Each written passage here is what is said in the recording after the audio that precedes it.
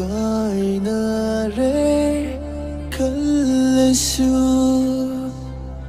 ನನ್ನ lavna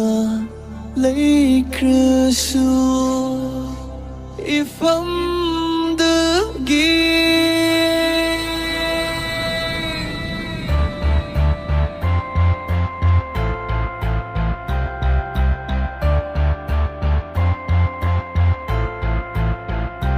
laptop tadi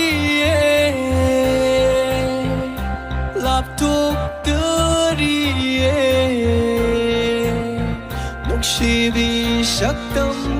Dita Moire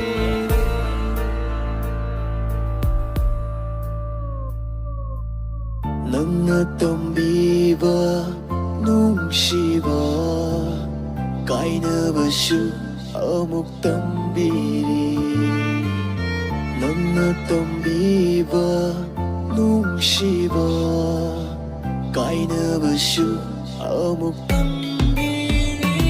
Ayram ko wahay amatang di Langgi saktam silap to kinaba Ayram ko wahay amatang di Langgi saktam silap to kinaba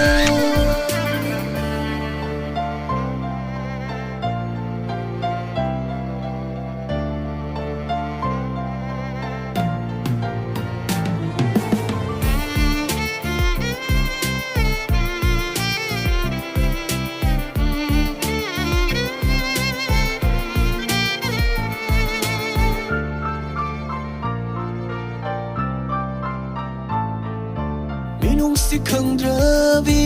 thamoina Nuksiba saduna ai hakbu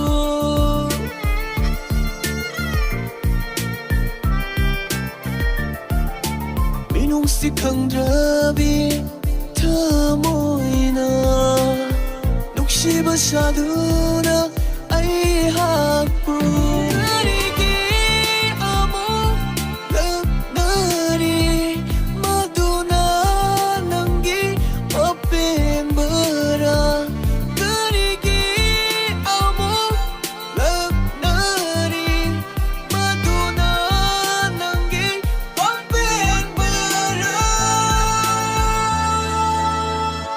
Laptop tadi Laptop tadi Nuksibi Shaktam Dita Moire Kainare Kalisu